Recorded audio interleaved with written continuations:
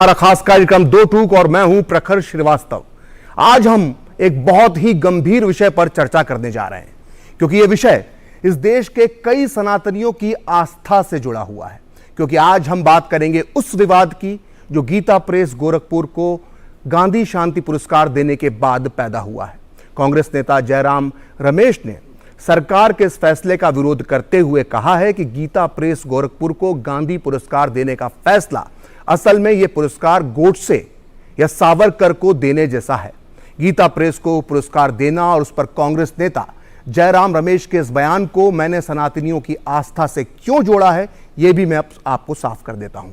दरअसल गीता प्रेस गोरखपुर वो प्रकाशन संस्था है जो पिछले 100 साल से सनातन धर्म की सेवा कर रही है। इस देश का कोई भी सनातनी ऐसा नहीं होगा जिसके घर में कभी ना कभी गीता प्रेस गोरखपुर द्वारा प्रकाशित कोई ना कोई धार्मिक ग्रंथ ना रहा हो। गीता प्रेस गोरखपुर की सनातनी सेवा का अंदाजा इसी बात से लगाया जा सकता है कि इसने अब तक 14 भाषाओं में 40 करोड़ से ज्यादा हिंदू धार्मिक पुस्तकें प्रकाशित की हैं। गीता प्रेस ने अब तक श्रीमद् भगवद गीता की 16 करोड़ 21 लाख प्रतियां प्रकाशित की हैं। गीता प्रेस में रामचरितमानस, रामायण, पुराण, वेद और सभी धार्मिक ग्रंथ छपते हैं। ऊपर से सबसे बड़ी बात यह है कि सनातन धर्म की इतनी सेवा करने के बाद भी गीता प्रेस ने ना तो कभी चंदा मांगा और ना ही वो कोई विज्ञापन लेती है। यहां तक कि गीता प्रेस ने आज ये घोषणा भी कर दी कि वो गांधी शांति पुरस्कार तो स्वीकार कर लेंगे, लेकिन इस सम्मान से जो 1 करोड़ रुपए का इनाम दिया जाता है वो गीता प्रेस स्वीकार नहीं करेगा। यानी गीता प्रेस गांधी शांति पुरस्कार तो ग्रहण करेगी, लेकिन वो इसके लिए मिलने वाली 1 करोड़ रुपए की राशि को नहीं लेगा। अब सोचिए, ऐसी गीता प्रेस को सम्मान देने पर कांग्रेस के एक बहुत बड़े नेता जयराम रमेश ने किस तरह का बयान दिया है। उनके इस बयान के बाद बीजेपी ने तीखी प्रतिक्रिया व्यक्त करते हुए कांग्रेस को हिंदू विरोधी करार दिया है। आज दो टूक में हमारा भी यही सवाल है कि क्या कांग्रेस हिंदू विरोधी है, क्योंकि आए दिन कांग्रेस के नेता इस तरह के बयान देते रहते हैं। राहुल गांधी को मुस्लिम लीग सेक्युलर लगती है और उसके वरिष्ठ नेता को गीता प्रेस कम्युनल लगती है। ऐसा क्यों? इसके पीछे कांग्रेस की क्या सोच है? आज हम इसी मुद्दे पर अपने खास मेहमानों के साथ चर्चा करेंगे, लेकिन पहले देखते हैं कि गीता प्रेस पर जयराम रमेश के बयान के बाद किस तरह की प्रतिक्रियाएं सामने आई हैं।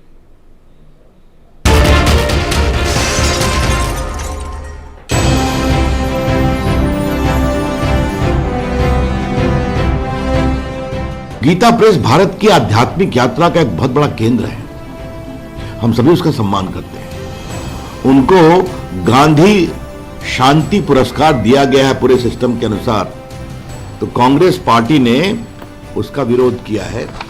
श्रीमान जयराम रमेश ने ट्वीट कर करके गीता प्रेस ने भारत की आध्यात्मिक परंपरा और शांति स्थापित करने के लिए 100 साल से अधिक से काम किया है और उस पर लेकर टिप्पणी की गई है। इसकी हम बहुत भर्त्सना करते हैं।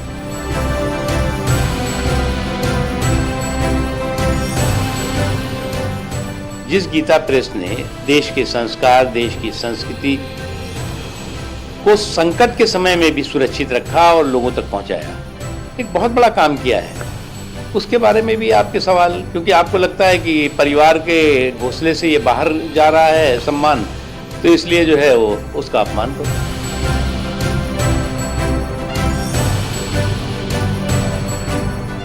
आप गीता प्रेस गोरखपुर को कोई और पुरस्कार दे देंगे, आप 1 के बदले 100 करोड़ दे देते।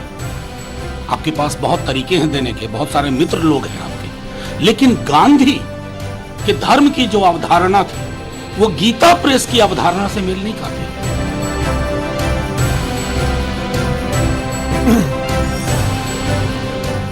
कांग्रेस ने स्पष्ट कर दिया है आज कि वो अधर्म के ही रास्ते पे चलना चाहती है और इस देश को वहीं ले जाना चाहती है। बीजेपी चाहती है कि कांग्रेस एक हिंदू विरोधी पार्टी घोषित हो जाए। जो बीजेपी चाहती है, कांग्रेस पार्टी में कुछ ऐसे नेता आ गए हैं जो वही काम कर रहे हैं। गीता प्रेस का विरोध करना हिंदू विरोधी मानसिकता की पराकाष्ठा है।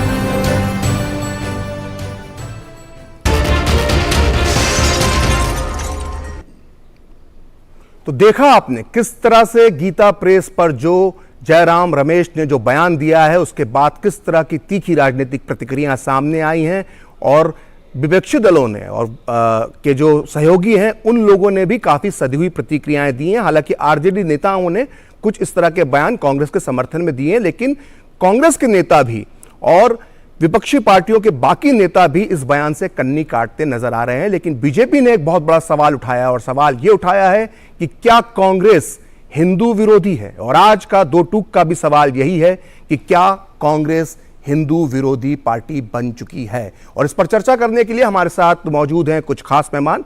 हमारे साथ मौजूद हैं बीजेपी के प्रवक्ता गुरु प्रकाश पासवान। इसके अलावा हमारे साथ कांग्रेस का पक्ष रखेंगे राजनीतिक विश्लेषक ऋषि मिश्रा। इसके अलावा हमारे साथ मौजूद हैं 5 जन के संपादक और राजनीतिक विश्लेषक हितेश शंकर जी। और साथ ही इतिहासकार के तौर पर हमारे साथ जुड़ेंगे प्रोफेसर हीरामन तिवारी, जो जाने माने इतिहासकार हैं और जेएनयू के साथ जुड़े हुए हैं। शुरुआत मैं गुरु प्रकाश आपके साथ करना चाहूँगा। मैं आपसे जानना चाहूँगा कि जिस तरह का बयान कांग्रेस के एक वरिष्ठ नेता का आया है और कहा है कि गांधी शांति पुरस्कार गीता प्रेस को देने का मतलब यही है कि यह पुरस्कार एक तरह से गोडसे और सावरकर को दिया जा रहा है, इस पर आपकी पहली प्रतिक्रिया क्या है?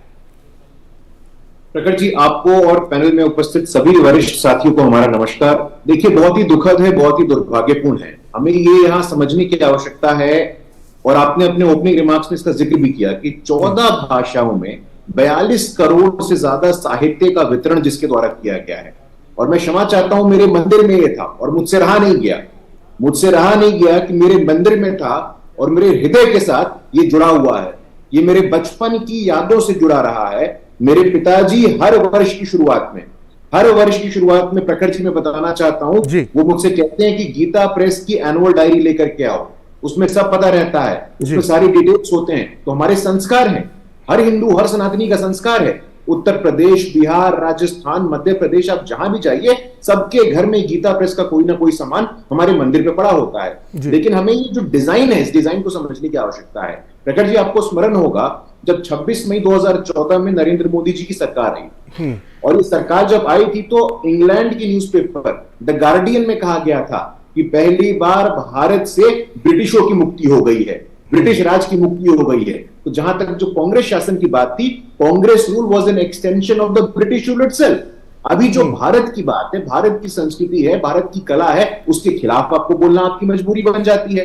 लेकिन मुझे कोई आश्चर्य नहीं होता है, इसमें कतई कोई आश्चर्य का विषय नहीं है, क्योंकि जिस पार्टी ने 2007 में सुप्रीम कोर्ट में हलफनामा दायर किया था, भगवान राम के अस्तित्व पे प्रश्न चिन्ह खड़ा किया था। कौन है राम, कौन है सीता, कौन है रावण? मुझे लगता है कि इस पार्टी का इतिहास ऐसा है, हम सबको भली भांति पता है। वो चाहे सोमनाथ मंदिर के जीर्णोद्धार की बात हो, तत्कालीन प्रधानमंत्री जवाहरलाल नेहरू ने सदन के पटल पे विरोध किया था, लेकिन उसके बावजूद मैं सम्मानित महसूस करता हूं। मैं उस बिहार से आता हूं जिस बिहार के बेटे भारत के सर्वप्रथम राष्ट्रपति राजेंद्र प्रसाद जी ने प्रधानमंत्री नेहरू के कहने के बावजूद वहां गए और उन्होंने जीर्णोद्धार में भाग लिया। ऐसे बहुत सारे उदाहरण है। शाहबानो की बात करिए, मंदिर की बात करिए। कांग्रेस के प्रधानमंत्री मनमोहन सिंह, तुष्टीकरण की पराकाष्ठा देखिए। कांग्रेस के प्रधानमंत्री मनमोहन सिंह 2007 में कहते हैं इस देश के संसाधनों पे पहला मुसलमानों का है। देखिए, जो भी हिंदू है वो आतंकवाद है, हिंदू टेरर है, सैफरन टेरर है, और जो मुस्लिम है वो सेकुलर है, IUML सेकुलर है। तो कांग्रेस पार्टी की तुष्टीकरण की जो मानसिकता है ये आज पुनः जग जाहिर हुई है, पूरे देश के सामने जग जाहिर हुई है। हिंदुओं के 80 करोड़ के लोगों का स्वाभिमान के साथ ठेस पहुंचाना, उनको अपमानित करना, ये कांग्रेस पार्टी की रोज की आदत बन गई है। ठीक है, हमारे साथ ऋषि मिश्रा भी हैं, कांग्रेस का पक्ष रखने के लिए हमारे साथ मौजूद है। ऋषि, आपने पूरी बात गुरु प्रकाश की सुनी होगी, आपने जो पूरा बयान जयराम रमेश का है वो भी सुना होगा। आखिर ये विरोध क्यों? इसलिए विरोध कि गीता प्रेस जो है वो 100 साल से सनातन धर्म की सेवा कर रहा है, या इसलिए कि कांग्रेस की मानसिकता हिंदू विरोधी हो चुकी है? प्रखर जी, मैं राजनीतिक विश्लेषक हूँ, कांग्रेस का स्टैंड रखने नहीं आया हूँ। मैं अपना पक्ष रखूंगा। ठीक है, कांग्रेस स्टैंड नहीं रखूंगा मैं। लेकिन मैं देखिए, गुरु पासवान जी हमारे मित्र हैं जी, उन्होंने बहुत अच्छी बातें उन्होंने यहाँ पे रखी है। लेकिन गुरु पासवान जी से मेरा ये पूछना है कि कल्याण या गीता प्रेस का ये भी मानना था कि दलितों को मंदिर में प्रवेश वर्जित है, जो नीच जाति में जन्म लिया है उसको मंदिर में प्रवेश नहीं करना चाहिए। इसको लेकर हमारे जो छोटे भाई गुरु पासवान हैं उनका क्या स्टैंड है? ये मैं अपने मन से नहीं कह रहा हूँ, ये कल्याण और गीता प्रेस का उस समय का स्टैंड था। जो संस्थापक थे हनुमान पोद्दार और गोयनका साहब का ये स्टैंड था दलितों को लेकर। तो इस पे मुझे भाजपा के जो ऑफिशियल राष्ट्रीय प्रवक्ता हैं उनसे मेरा ये स्टैंड क्लियर होना चाहिए। दूसरा, आप विद्वान एंकर हैं, आपसे भी मेरा एक सवाल ये है कि गांधी शांति पुरस्कार किस लिए दिया जाता है? गांधी शांति पुरस्कार इसलिए दिया जाता है, उस व्यक्ति और संस्था को दिया जाता है जो अहिंसा और गांधीवादी तरीके से सामाजिक, राजनीतिक और आर्थिक बदलाव लाने में उनका उत्कृष्ट योगदान हो, महत्वपूर्ण रोल रहा। आप बता दीजिए, जो गांधी के विचार थे, क्या जो गीता प्रेस के जो फाउंडर रहे हैं गोयनका साहब या हनुमान पोद्दार, उनके जो विचार थे क्या मेल खाते थे? कई ऐसे तथ्य हैं कि आप मुझे मौका देंगे तो मैं बारी बारी से आपको बताऊंगा। ठीक है, आप बोलिए, आप पहले बोल दीजिए, आप अपनी बात विस्तार से बोलिए। हनुमान पोद्दार और गोयनका साहब के गांधी जी के कई विचारों को लेकर मतभेद थे, खासकर जातीय वर्ण व्यवस्था को लेकर। लीजिए, जब गांधी जी की हत्या होती है, मुझे आश्चर्य लगता है जिस संस्था को महात्मा गांधी शांति पुरस्कार दिया गया है, उस संस्था ने जब गांधी जी की हत्या होती है तो गांधी जी की हत्या के बाद ये गीता प्रेस या जो कल्याण उस समय छपती थी उन्होंने तो सब तक नहीं कहा। सीआईडी का ये रिकॉर्ड है, मैं अपने मन से नहीं कह रहा हूँ, सीआईडी का रिकॉर्ड है कि जिस आपसे इस पे गांधी हत्या का आरोप लगा था, उसके बचाव में उस समय गीता प्रेस जो फाउंडर थे गीता प्रेस के, उसके बचाव में खड़े होते। तो कई ऐसे वाक्य हैं प्रखर जी जिससे मुझे लगता है, मैं ये मानता हूँ गीता प्रेस जो है, मैं भी हिंदू, मैं ब्राह्मण हूँ, मेरा ये मानना है कि हर घर में धार्मिक ग्रंथ पहुंचाने में गीता प्रेस संस्था का बहुत बड़ा रोल रहा है। लेकिन जो वैचारिक मतभेद रहा है, खासकर गांधी के जो विचार रहे हैं और इनके जो फाउंडर हनुमान पोद्दार और गोयनका साहब के जो विचार रहे हैं, उसमें मेल नहीं खाते। आप इनको, सही बात है, मैं एक जो आपने जो डिबेट से पहले किसी वक्ता का आपने सुनाया, आप कोई और पुरस्कार दे देते तो मैं सहमत था, लेकिन आप गांधी शांति पुरस्कार से संस्था को नवाजते हैं। ठीक है, आपने अपनी बात कह ली ऋषि जी, आपने अपनी बात कह ली, अभी और भी कुछ कहना है? नहीं, बोलिए, आप बोलिए। हितेश जी, मैं आपको यहां पर इस बहस में अब शामिल करना चाहूंगा। ऋषि जी ने जो आरोप लगाए हैं, वो पहली बात उन्होंने कही है कि गांधी और जो हनुमान प्रसाद पोद्दार थे, जो संस्थापक थे गीता प्रेस गोरखपुर के, उनके आपसी विचार नहीं मिलते थे। पहली बात उन्होंने ये कही। दूसरी बात, बहुत ही गंभीर आरोप लगाया है। उन्होंने कहा है कि गांधी की हत्या के बाद जो पोद्दार साहब थे उनको गिरफ्तार किया गया था। मतलब ऋषि जी क्या कहना चाह रहे हैं वो साफ साफ है। आप इस पर क्या कहेंगे? मैं इसमें एक पत्रकार के तौर पर, उन्होंने कहा कि मैं पार्टी का प्रवक्ता नहीं हूं और राजनीतिक विश्लेषक के तौर पर मैं कह रहा हूं। तो पहली बात उन्होंने कही, जो ज्यादा गंभीर प्रश्न था कि कल्याण ने गांधी जी की हत्या के बाद 2 शब्द भी नहीं कहे। ऋषि जी, ऐसा ही कहा था आपने? जी बिल्कुल कहा था। मैं जरा 2-1 प्रश्न आपसे पूछता हूं, एक सामान्य सजग नागरिक के नाते, किस रेफरेंस पर भी जाएंगे। गांधी जी की हत्या किस तारीख को हुई थी? 1948 में हुई थी। तिथि क्या थी? 30 जनवरी 1948 को हुई थी। कल्याण दैनिक है, साप्ताहिक है, पाक्षिक है, मासिक है, क्या है? मासिक है। उस मासिक है ना? अब एक बात सुनिए जरा, अब जरा मैं आपको बताता हूं, आपको सारे तथ्य मैं आपको दे रहा हूं। आप जरा पहले बात सुनिए। आप जरा बात सुन लीजिए जरा। मैं आपको ऋषि जी, आपको अगर उत्तर ना मिले, ऋषि जी अगर उत्तर ना मिले तो बोलिएगा, ना उत्तर मिले तो बोलिएगा। मैं आपको दोनों ही चीज बता रहा हूं। ऋषि जी, जब आप मैं उनको समझाने की कोशिश करता हूं। ऋषि मिश्रा जी, जब आप बोल रहे थे किसी व्यक्ति ने आपको टोका, मेरे से सवाल कर रहे हैं, मैं जवाब ही नहीं दूं। आपने सवाल किया ना, अब सवाल आपसे भी होंगे। अब आप पूरी बात सुनते रहिए। अब आप बात सुनिए हितेश जी, अब आप मन सवालिए, आप जो कहना चाह रहे थे वो आप कहिए जी। मुझे पूरी उम्मीद है कि ऋषि मिश्रा चुपचाप आपकी बात सुनेंगे एक सभ्यता के नाते। पासवान बैठे हैं, उनसे मैं जवाब मांगना चाहता हूं। ठीक है ऋषि मित्र, ऋषि जी,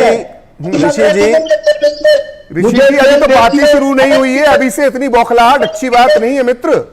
आप तो राजनीतिक विश्लेषक हैं, जरा तथ्यों की बात सुन लीजिए।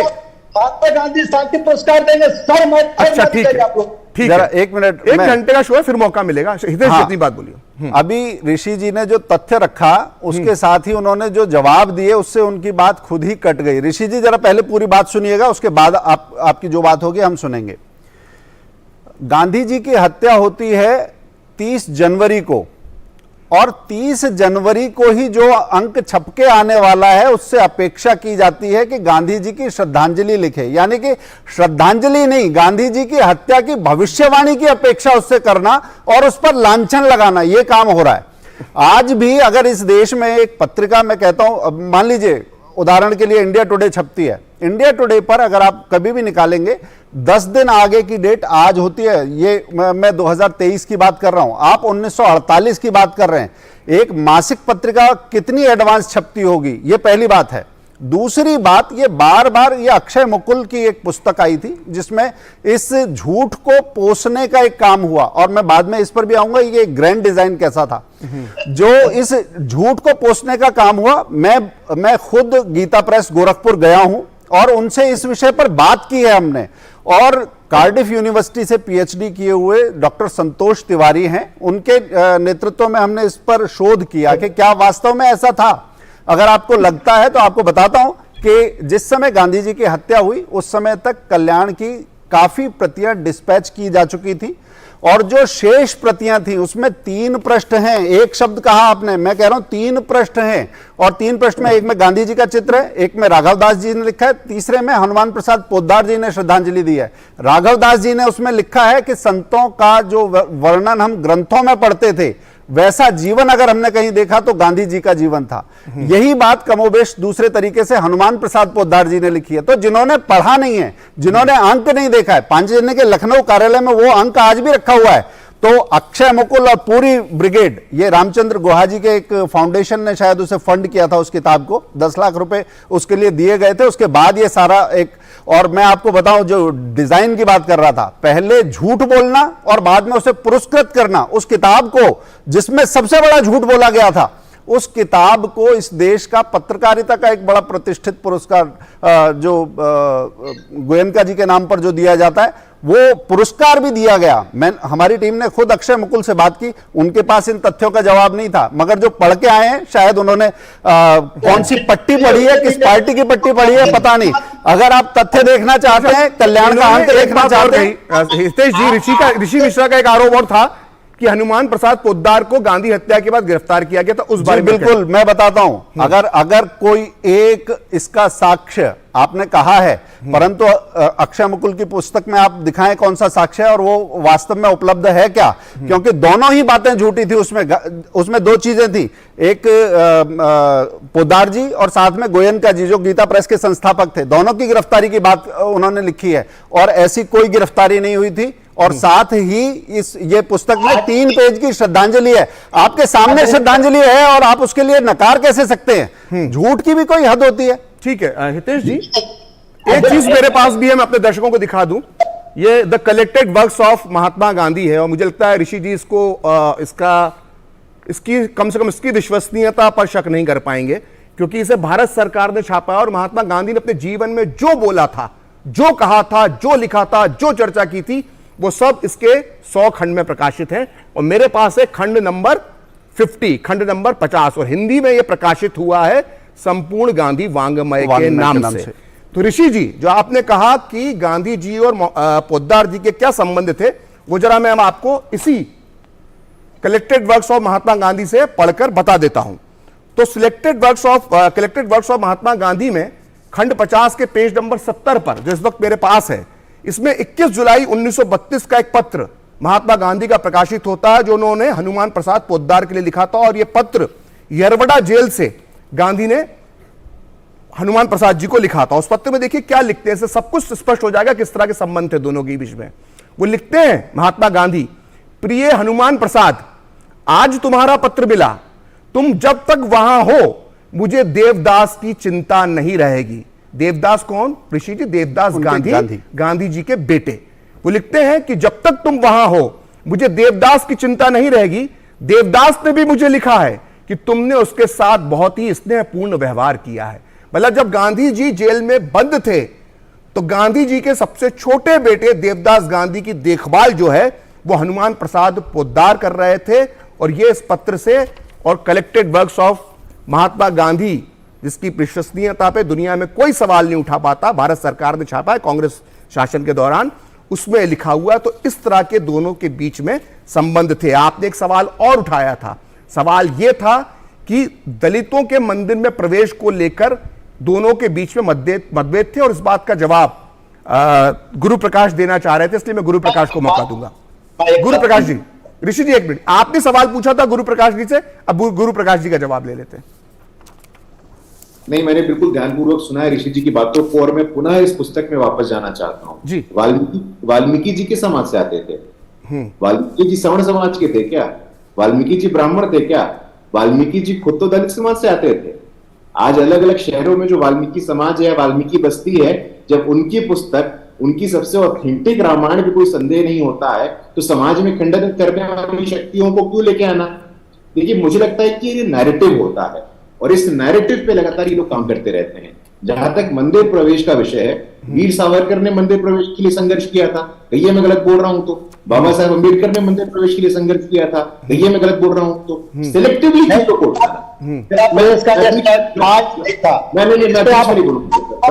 देखिए गुरु प्रकाश जी, आप बात ठीक कर रहे हैं, ऋषि जी को मौका दूंगा और प्रोफेसर हीरामन तिवारी को अभी तक मौका नहीं मिला है और अभी, लेकिन हमें एक ब्रेक लेना होगा, समय का एक बाध्यता है, इस वक्त हमें ब्रेक लेना होगा। ब्रेक के बाद हम प्रोफेसर हीरामन तिवारी से जानेंगे कि कल्याण या पूरी गीता प्रेस का क्या इतिहास था, क्या सही में गांधी और गीता प्रेस के बीच में वैचारिक मतभेद थे, हम जानेंगे एक ब्रेक के बाद। लेते हैं छोटा सा break.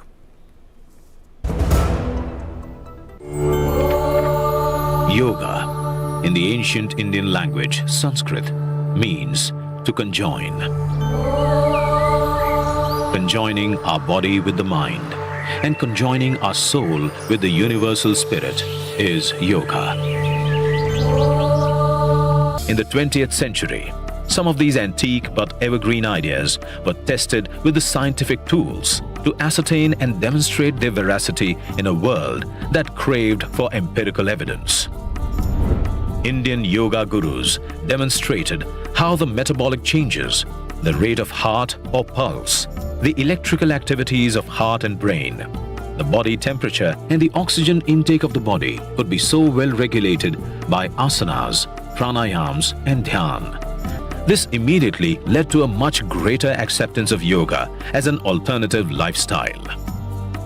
At the same time, many learned men took this quintessential Indian practice to the world and firmly established it on the international arena.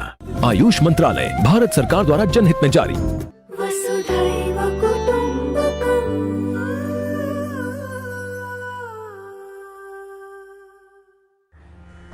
Investment की रेगुलर इंफॉर्मेशन मिलती है क्या? बिल्कुल। योद्धा मुद्रा के लिए पैरों में 3 फीट का गैप। पूछ, विड्रॉ करने के बाद पैसे कितने टाइम में मिलते हैं? सुन सवालचंद, म्यूचुअल फंड सही है .com पर लॉग इन कर, वहां तेरे सारे सवालों के जवाब मिल जाएंगे, समझा? कौन सी वेबसाइट? म्यूचुअल फंड सही है .com। सही है। म्यूचुअल फंड निवेश बाजार जोखिमों के अधीन है। योजना से जुड़े सभी दस्तावेजों को ध्यान से पढ़ें।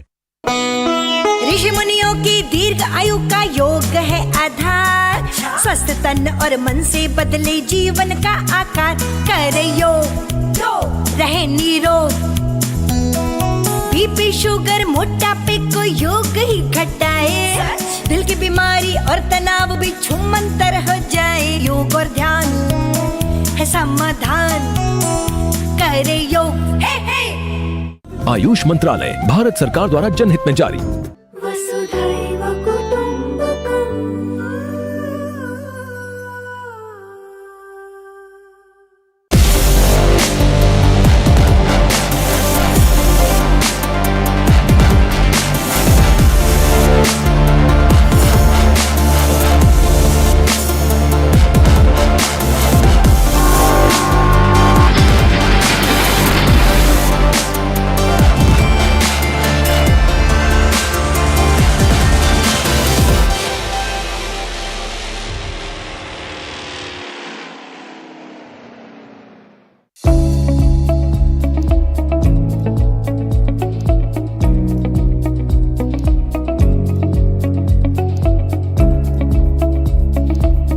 Common Yoga Protocol video in 22 Indian official languages are available on MDNIY YouTube channel.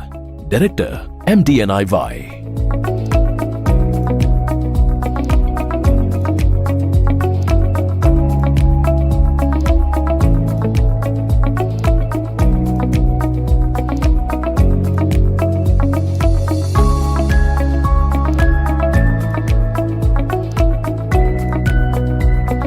Common Yoga Protocol video in 22 Indian official languages are available on MDNIY YouTube channel. Director MDNIY. Ayush मंत्रालय भारत सरकार द्वारा जनहित में जारी. वसुधैव कुटुंबकम्.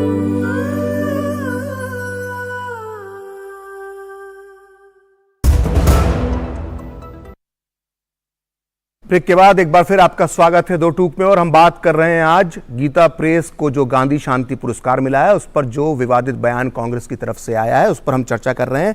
और ब्रेक से पहले हमने अभी सभी पैनल से बात की और उनका पक्ष जाना।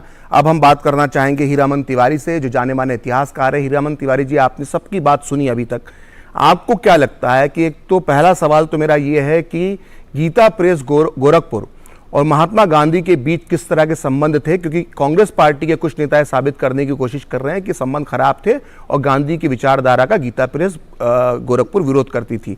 और दूसरी बात यह है कि वो चीजें क्या थी जहां पर जिन विषयों को लेकर दोनों के बीच अगर मतभेद थे तो मतभेद किस विषय पर थे? जी रामन जी।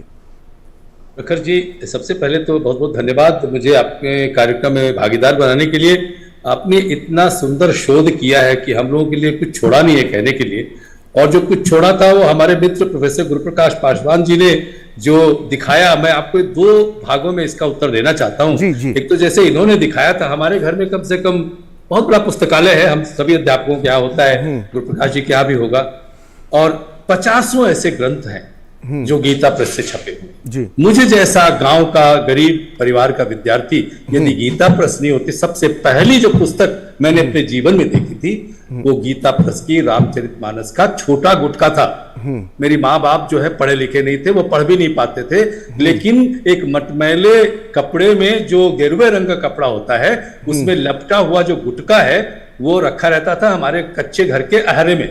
वहां से मुझे मेरी शिक्षा प्रारंभ होती है। उसके बाद से गांव में लोगों के यहाँ कल्याण आता था, जिसकी आपने बात की। प्रोफेसर गुरुप्रकाश जी ने जो बताया कि ये गीता प्रेस, और जिसको यहाँ पे अभी ऋषि जी विचारक हैं, अच्छे वक्ता हैं, लेकिन आज मुझे लगता है अक्षय मुकुल जी की किताब के सामने गच्चा खा गए। बिल्कुल ठीक बात है कि 2015 में जो ये षड्यंत्र रचा गया था, अक्षय मुकुल की पुस्तक में जो दो बड़े बड़े झूठ लेकर के उसको फैलाया गया था, वो पुस्तक पूर्वाग्रह से पूरी तरह से लिखी गई थी। मुझे कभी नहीं लगता कि इस प्रकार का मतभेद रहा होगा। और आपने तो वो पत्र भी पढ़ करके सुना दिया, महात्मा गांधी के जो संकलित ग्रंथ हैं उनको, और वो अब 107 की संख्या में हो गए हैं। मुझे एक अवसर मिला था, कुछ काम कर रहा था, मैं जर्मन में था, वहां पर 107 जो वॉल्यूम्स हैं महात्मा गांधी के कलेक्टेड वर्क्स के, उनको मुझे खंगालने का एक की आवश्यकता थी। और मैं सिर्फ इसलिए खंगाल रहा था कि मैं ये देखना चाहता था कि महात्मा गांधी का तुलसी और राम और गीता प्रेस से कितना संबंध है। तो आपने क्या पाया?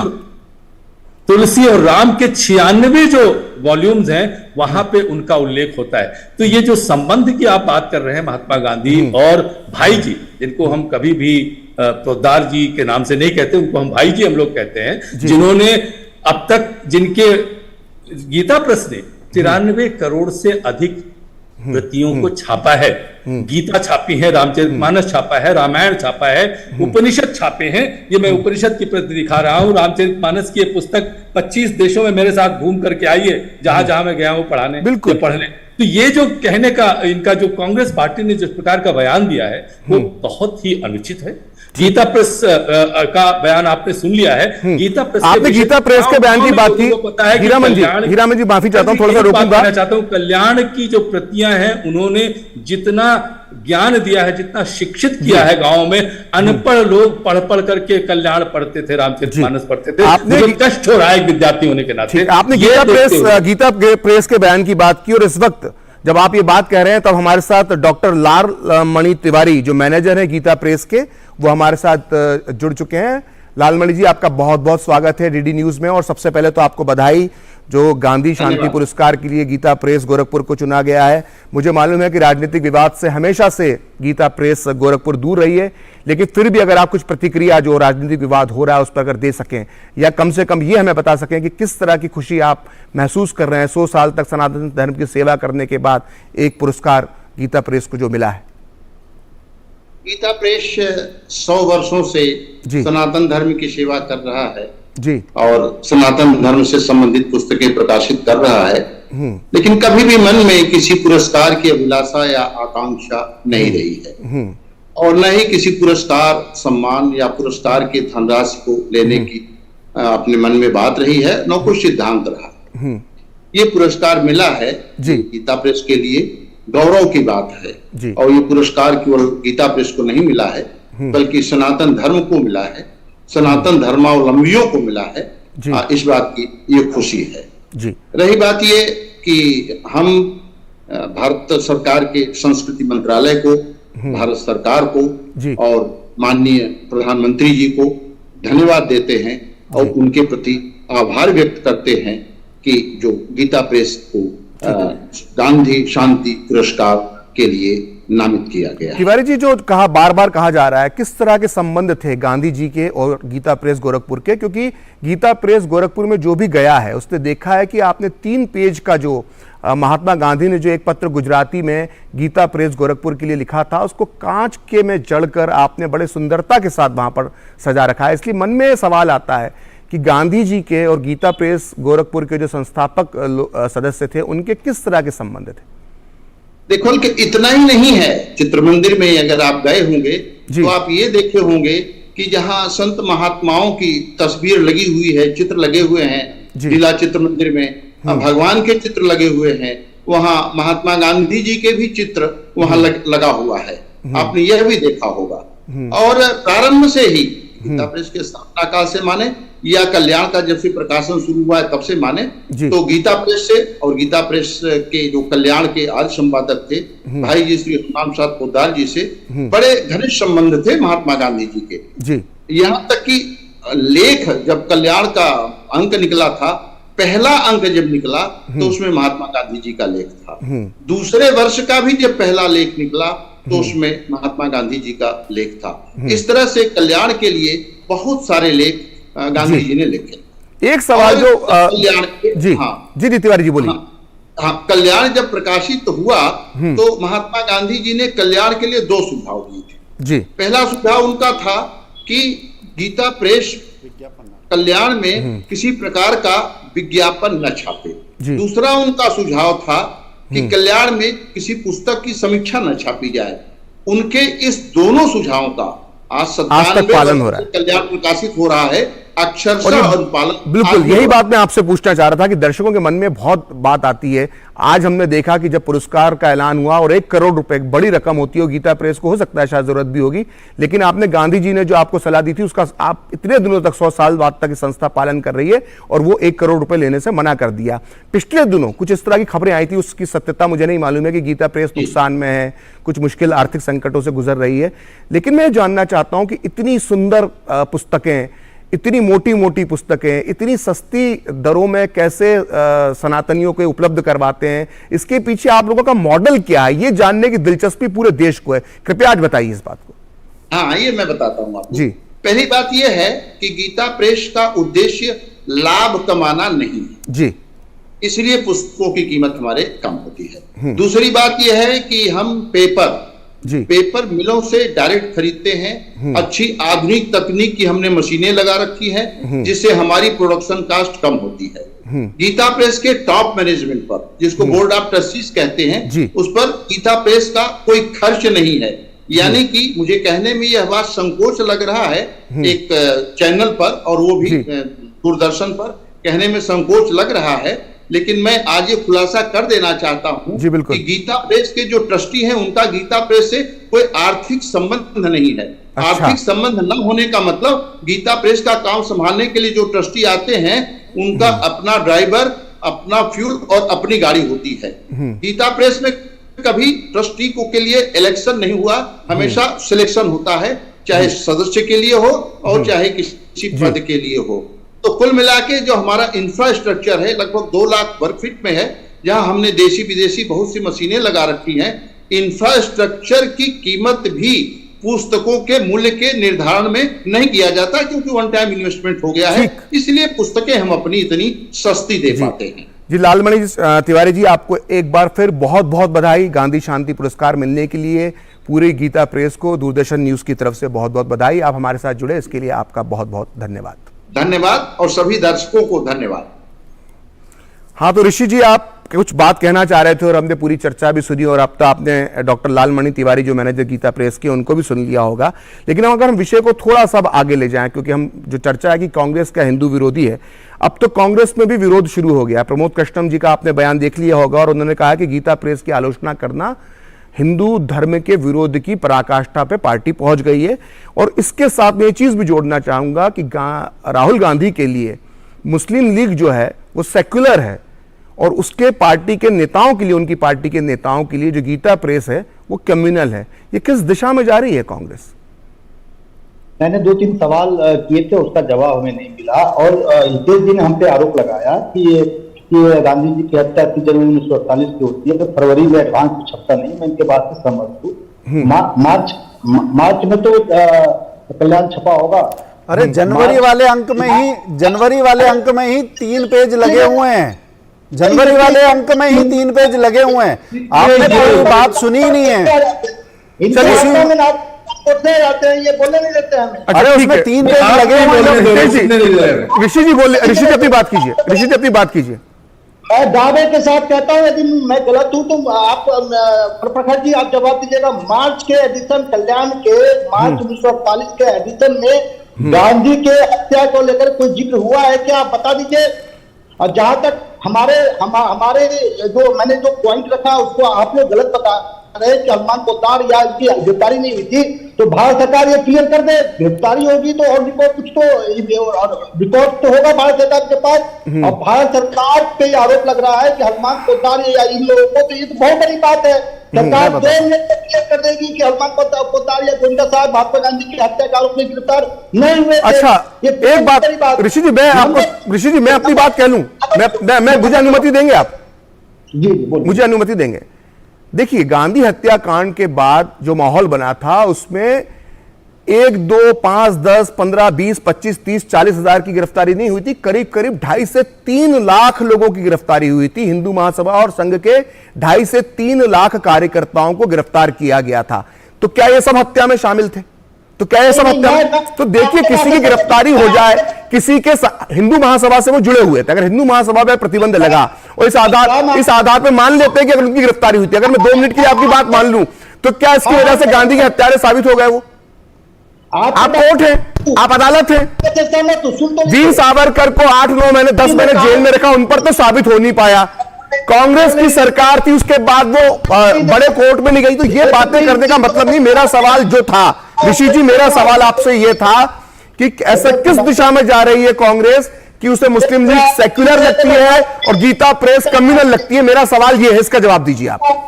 बोलने नहीं देते, तो 3 बोलने वाली बात नहीं है। मेरा सवाल का जो जवाब था वो आप वो नहीं दे रहे हैं। मेरा सवाल सिर्फ सिंपल है कि मुस्लिम लीग राहुल गांधी को सेक्युलर लगती है और कांग्रेस के नेताओं को गीता प्रेस कम्युनल लगती है। ये किस दिशा में कांग्रेस जा रही है? हितेश जी कोई साधारण पत्रकार नहीं है, 5 जन के संपादक है। इन्होंने कहा कि गिरफ्तारी हुई ही नहीं। मैं आपके बात, आप कांग्रेस का पक्ष रखने के लिए बैठे हुए हैं राजनीतिक विश्लेषक के तौर पर, और उसके बाद कह रहे हैं और दूसरों पर सवाल उठा रहे हैं आप। कम से कम हितेश जी घोषित रूप से आरएसएस के मुखपत्र कहे जाने वाले 5 जन के संपादक के तौर पर तो बैठे हैं। कम से कम मैं गांधीवादी, मैंने परिचय में बोला तो उनमें खंडन तो नहीं किया, आपने तो खंडन भी कर दिया। अरे ऋषि जी आप बोले, अच्छा आप बोलिए ऋषि जी, आप बोलिए, चलिए बोलिए। ऋषि जी, आप मूलतः शांति से बातें करते हैं, आज क्या हो गए? आज ऋषि जी के सारे तथ्य जो गड़बड़ा गए, इसी चक्कर में सब ऋषि जी भी गड़बड़ाते नजर आ रहे हैं। बिल्कुल पन्ना खोल दिया इसका।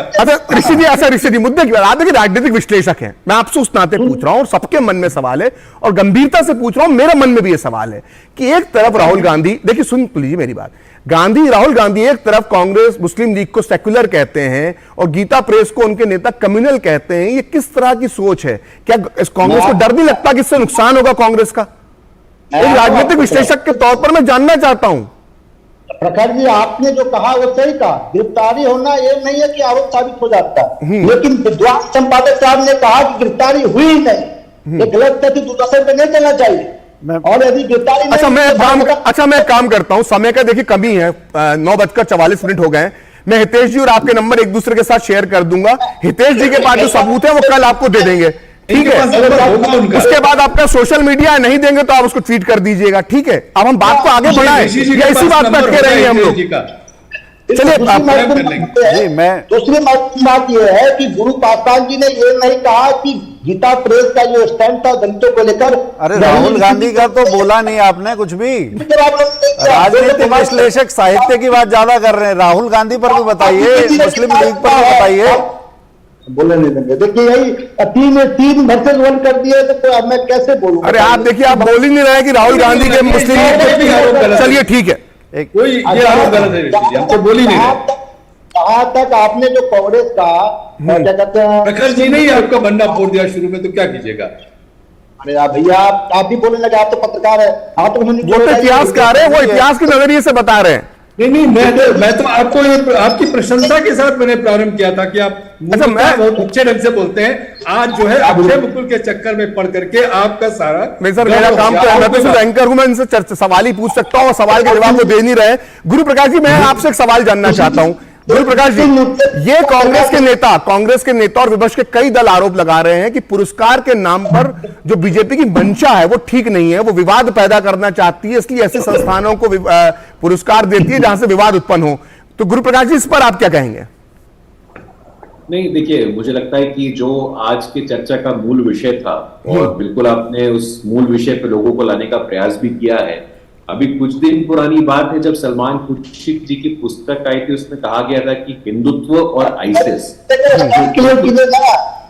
ऋषि जी सुन लीजिए, ऋषि जी एकल वाचन के लिए थोड़ा बुलवाया है आपको, द ऋषि मिश्रा शो थोड़ा है, 2 नाम है, उनको ही बोलने दीजिए। इतनी देर से आप ही बोलेंगे क्या? गुरु प्रकाश जी बोलिए, गुरु प्रकाश जी बोलते रहिए। नहीं देखिए प्रकाश जी, मैं जिस विचार परिवार से आता हूं, मेरे संस्कार है, मैं बीच में नहीं बोलता हूं, बाकी सबके अपने अपने संस्कार। आप अपनी बात तो बोलते रहिए, इसीलिए मुझे समझ नहीं करेगा ऋषि मिश्रा, दलितों का अपमान नहीं करेगा। बता गुरु पासवान बर्दाश्त कर सकते हैं दलितों का अपमान, मंदिरों में इसलिए आप दलितों को नहीं होने। जयराम रमेश ने तो खुद कहा था कैटल क्लास। हितेश जी कुछ कह रहे हैं आप? अन्याय नहीं होने दूंगा मैं। ऋषि मिश्रा जी, जयराम रमेश जी जिनके बयान पर आज ये हल्ला मच रहा है, उन्होंने तो खुद इस देश के हवाई यात्रा के संदर्भ में उन्होंने इस देश के सुनेंगे नहीं, अभी सुनेंगे, आप सुनने के मूड में नहीं है आज। अच्छा गुरु प्रकाश जी को अपनी बात कहने दीजिए। ऋषि जी इतनी देर से बात सुन रहे हैं। एक बात मैं कह दूं जी कि ऋषि जी आपकी बात मैं पूरी सुनता, परंतु आपका इंटरनेट कनेक्शन उतना ही खराब है जितनी कांग्रेस की स्थिति खराब है। और दूसरा, आपकी जो बात है कि साफ छुपते भी नहीं, सामने आते भी नहीं, खाक पर्दा है कि चिलमन से लगे बैठे हैं। राहुल गांधी पर नहीं बोला, कांग्रेस पर नहीं बोला। मैं एक बात जानना चाहता हूं, आप बताइए, आपने गांधी जी के विचार का विरोध करने की बात कही। गांधी जी और गीता प्रेस के रिश्ते में मैं एक और बात बताऊं, गांधी जी गीता प्रेस के लेखक थे, और गांधी जी ही नहीं, कांग्रेस के और नेताओं में मालवीय जी, लाल बहादुर शास्त्री जी, पुरुषोत्तम दास टंडन जी, ये सभी गीता प्रेस गोरखपुर के लेखक थे। आप जरा बात सुनिए, ये सभी गीता प्रेस गोरखपुर के लेखक थे, और गांधी जी के लेखन में 2 चिंताएं आप अभी वांग्मय लेकर आए हैं, 2 चिंताएं आपको दिखाई देती हैं। एक, गौरक्षा की बात गांधी जी ने जितनी करी है उतनी किसी कांग्रेसी ने करी हो। दूसरा, गांधी जी ने कहा कि जब ये देश स्वतंत्र होगा गांधी जी ने कहा जब ये देश स्वतंत्र होगा, बात हो रही है, सुनना नहीं चाहते ऋषि जी। दूसरी बात जो थी गांधी जी ने, मैं चाहता हूं कि आप इस 1 घंटे बाद जब 2 टूक से जाएं तो कुछ ज्ञान लेकर जाएं। हितेश जी बोलिए। दूसरा, एक गौरक्षा के अलावा कन्वर्जन की बात गांधी जी ने बहुत कही थी।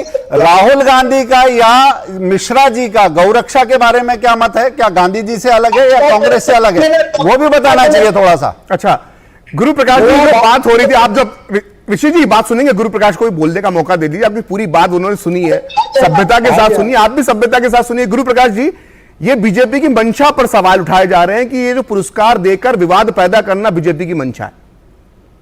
देखिए प्रखर जी, वो 303 सांसदों वाली पार्टी के संस्कार होते हैं, कुछ 40 सांसदों वाली पार्टी के संस्कार होते हैं। ये देश देख रहा है, मैं आगे कुछ नहीं बोलूंगा, लेकिन हमें समझना चाहिए जिस पार्टी के लोगों ने बाबा साहेब अम्बेडकर को अपमानित किया, जिस पार्टी ने बाबू जगजीवन राम को अपमानित किया, जिस पार्टी ने अपने राष्ट्रीय अध्यक्ष सीताराम केसरी जी को अपमानित किया, आज वो दलितों के अधिकार की बात कर रहे हैं। पहली बार 75 वर्षों में हमारे इतिहास में संविधान के सर्वोच्च स्थान पे एक आदिवासी की बेटी गई थी। किसने अपमानित किया था? क्या बोला था उदित राज जी ने? क्या बोला था अधीर चौधरी जी ने?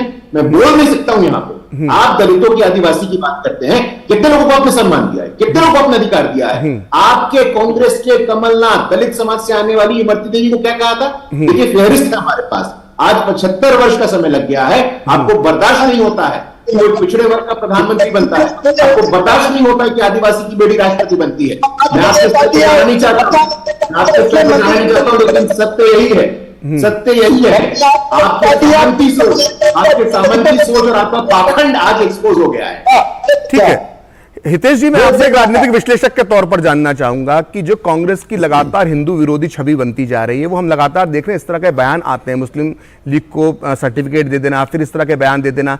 एक बात मैं यहां पर और जोड़ना चाहूंगा कि एनसीपी सुप्रीमो शरद पवार के समझाने के बाद भी जो है वीर सावरकर पर कांग्रेस ने अपने हमले बंद नहीं किए, जबकि ये कहा गया था, एक खबरें थी कि राहुल गांधी इस विषय पर अब नहीं बोलेंगे। लेकिन राहुल गांधी तो नहीं बोल रहे, लेकिन अपनी पार्टी के बाकी नेताओं से बुलवा रहे हैं। और इन सब को जोड़ा जाए जिससे कांग्रेस की जो हिंदू विरोधी छवि बन रही है, क्या इससे 2024 में कांग्रेस को एक बड़ा नुकसान हो सकता है?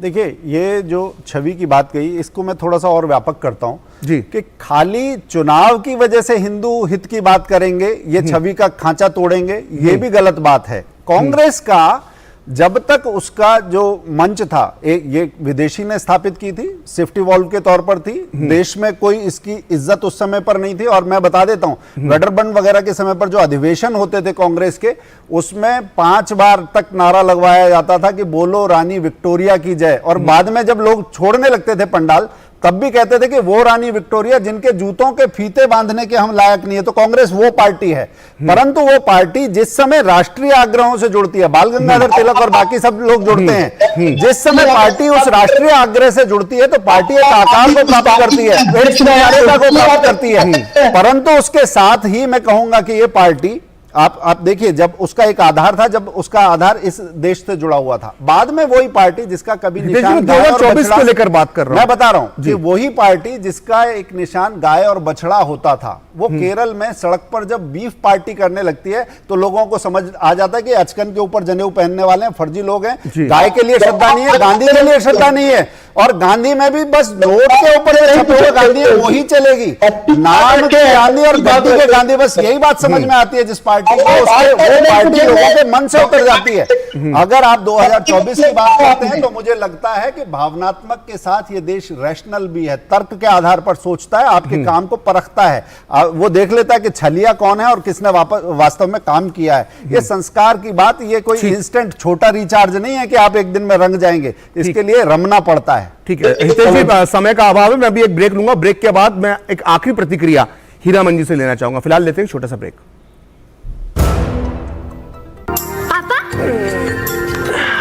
पापा, क्या आर्यभट्ट ने जीरो की खोज की थी? हाँ बेटा, दुनिया को जीरो इंडिया ने दिया था, और ये जो हम योग कर रहे हैं ना, ये भी दुनिया को इंडिया ने दिया है। वाह पापा। और बेटा, योग से हमें जीरो कॉस्ट पे हेल्थ इंश्योरेंस भी मिलता है। पापा, फिर तो मैं रोज योग करूंगी।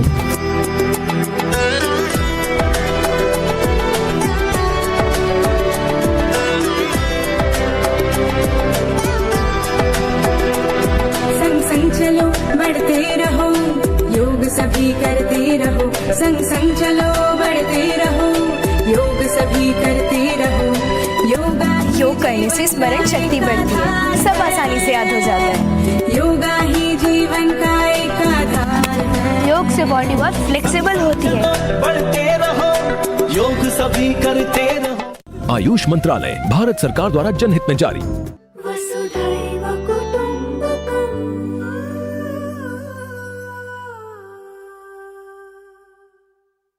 दिन भर की सुर्खियों से अलग खबरों की दुनिया और भी है।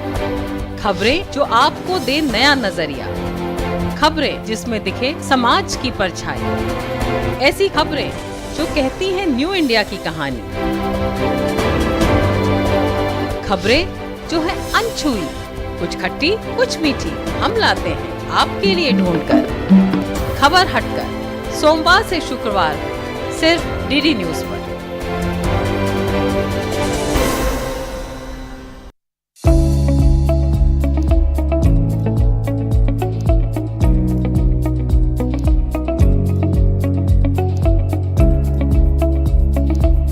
Common Yoga Protocol video in 22 Indian official languages are available on MDNIY YouTube channel. Director MDNIY.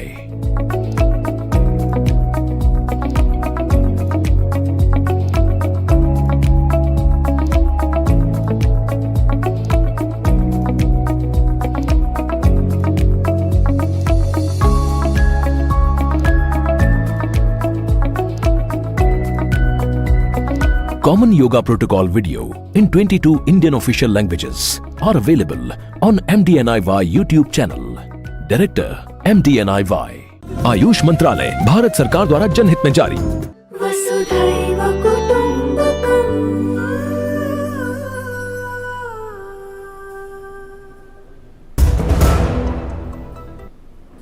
Break के बाद दो टूक में एक बार फिर आपका स्वागत है और हम चर्चा कर रहे हैं गीता प्रेस से जुड़े विवाद की। और हमारे साथ हीरामन तिवारी हैं, जाने माने इतिहासकार हैं। हीरामन जी, मैं आपसे ये जानना चाहता हूं कि गांधी जी के तो कई लोगों से विवाद थे, डॉक्टर अंबेडकर के साथ भी उनका विवाद था, नेताजी सुभाष चंद्र बोस के साथ भी विवाद था, यहाँ तक कि अंतिम दिनों में सरदार पटेल के साथ भी उनके विवाद होने लगे थे। लेकिन आज जब हम इस दौर में हैं, 2023 में जब हम बात कर रहे हैं, जो बात आ रही कि गीता प्रेस और गांधी जी के संबंध ठीक नहीं थे, तो उस दौर में क्या हमको लगता है कि जब एक इतिहास में महान नेता और एक महान संस्था या दो महान नेताओं के बीच में कोई विवाद हुए, तो क्या आज हमें उस स्तर पर चले जाना चाहिए कि हम उसकी तुलना गोडसे से करने लग जाएं या अनर्गल बातें करने लग जाएं? आपको एक इतिहासकार के नजरिए से क्या लगता है? प्रखर जी, आपने बिल्कुल ठीक कहा और आपने प्रारंभ में ही पढ़ करके भी सुना दिया था। मुझे नहीं पता है कि आज ऋषि जी को क्या हो गया है। गुरु प्रकाश जी एक विद्वान और प्रखर प्रवक्ता है, अपनी पार्टी का पक्ष रखेंगे। हितेश जी एक पत्रकार भी हैं। मैं ये बताना चाहता हूं कि ये एक झुठलाने वाली बात होगी अगर हम ये कहें कि समाज में किसी प्रकार की विषमता नहीं है, कोई समस्या नहीं है, और उसको अगर संवाद को आप विवाद कहें और फिर उसका लाभ उठाना चाहें, वही मुझे लग रहा है कैसा हो रहा है। आज एक कांग्रेस के वरिष्ठ नेता ने जिस प्रकार का बयान दिया है, जिस प्रकार से सावरकर और गोडसे को जोड़ करके गीता प्रेस जैसी महान संस्था के साथ और उसके परिपालक भाई जी के साथ जिस प्रकार का वक्तव्य दिया है, मेरी समझ में नहीं आता है। आपने स्वयं बता दिया कि प्रमोद कृष्णम जो कांग्रेस के बहुत बड़े प्रवक्ता भी हैं और नेता भी हैं, और उन्होंने क्या कहा है, मुझे लगता नहीं है कि ऐसा ये जानबूझ करके किया जाए। हाँ, इनके एक वरिष्ठ नेता जरूर हैं जिनको सुप्रीम कोर्ट से डांट पड़ती है या किसी वरिष्ठ नेता से डांट पड़ती है तो वो उस पर बोलना बंद कर देते हैं एक एक के बाद। लेकिन जैसा आपने स्वयं कहा और किसी प्रवक्ता ने भी बोला था कि किसी न किसी से कहलवाते रहते हैं, एक कुरेदते रहते हैं। मेरी नहीं समझ आ रहा है कि कांग्रेस करना क्या चाहती है। एक असमंजस की स्थिति है, एक कंफ्यूजन की स्थिति है और किस प्रकार का भाव है। मैं कहीं सुन रहा था कि उन्होंने ये अभी एक गलती स्वीकार की है कि 1996 में अयोध्या के राम मंदिर का ताला खोलना एक बहुत बड़ी भूल थी। आप इस प्रकार के जब वक्तव्य सुनते हैं प्रवक्ताओं से तो आपको एक मिनट के लिए विचार करना होता है। जहां तक रही संबंध भाई जी के और महात्मा गांधी जी के बारे में, आपने स्वयं एक पत्र पढ़ करके सुनाया।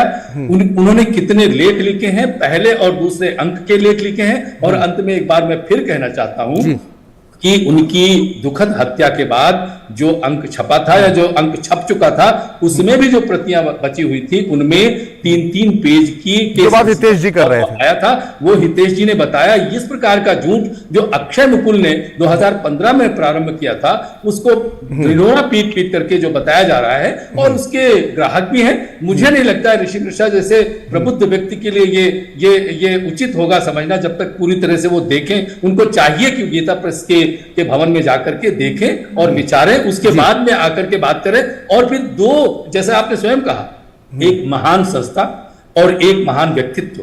और अंत में एक बार मैं फिर दोबारा दोहराना चाहता हूं कि कोई ऐसा समाज नहीं है जहां पे सब कुछ बिल्कुल जो है वो शहद की नदियां बहती हो। तमाम समस्याएं होती हैं, पति पत्नी के बीच में समस्याएं होती हैं। हमारा समाज तो बहुत ही विषम है। तो ये कहना कि दलितों के साथ अत्याचार नहीं हुआ, यह मूर्खता होगी। लेकिन हम ऐसा कर रहे हैं या ऐसा करना चाहिए, इस पर विचार करना जो होता है वही सबसे बड़ी बात होती है। हीरामन जी, माफी चाहता हूं, मैं आपको रोक रहा हूं, यहां पर समय का अभाव है और इस चर्चा को हमें यहीं विराम देना होगा। आप चारों मेहमानों का बहुत बहुत धन्यवाद डीडी न्यूज से जुड़ने के लिए। तो फिलहाल 2 टूक में इतना ही। देखते रहिए डीडी न्यूज।